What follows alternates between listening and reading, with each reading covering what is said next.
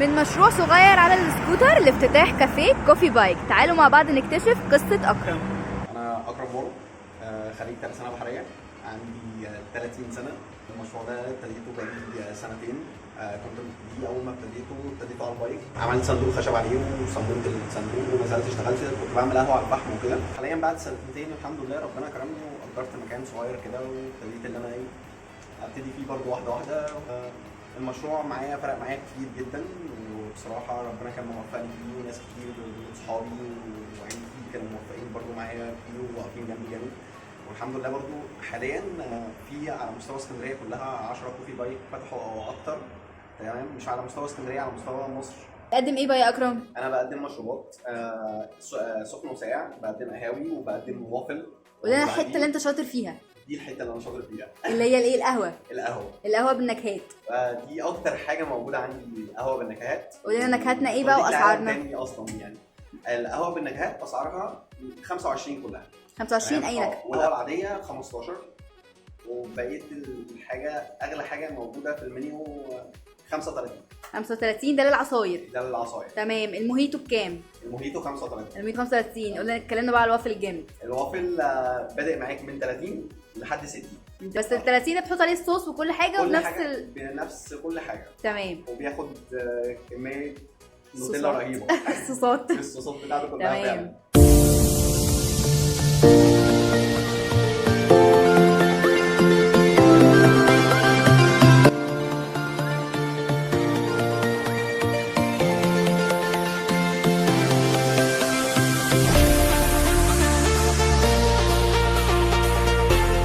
تبدأ تعمل ايه اول حاجة؟ اول حاجة اعملها قهوة نوتيلا. تمام. نعمل على الرملة ولا على النار؟ لا، على الرملة. على الرملة.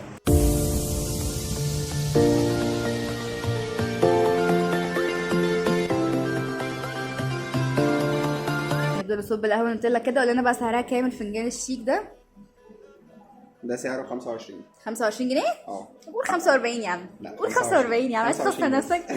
تمام، الله ينور. ما تيجي تقول لنا رأيك بقى، بما انك قلت لي ان انت زبون قديم هنا.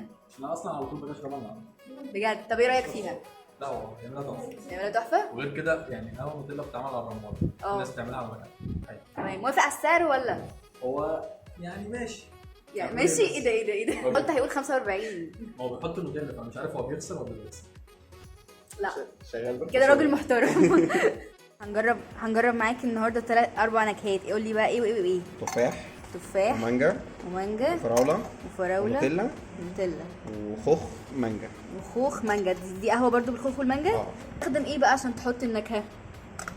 هي كلها مضروبه هنا كلها. تقدري تشمي مثلا الكيس ده ذات نفسه. تمام. بتجيبها من شركه ولا انت من المطحن نفسه؟ شوف بقى الطعم ايه وهقول لكم جربوا انهي واحد. نكهات بنفس السعر 25 صح؟ اي نكهه 25. اي نكهه. يا جماعه عايزه اقول لكم ان كل القهوه هنا ما بتتعملش بالميه، كلها بتتعمل باللبن. تمام. بيستخدم لبن لامار. تمام. كلها باللبن. يعني شايفين هو ملى الفنجان، كل فنجان مملي على الاخر. بقى معايا الصوص. ايه ده بقى؟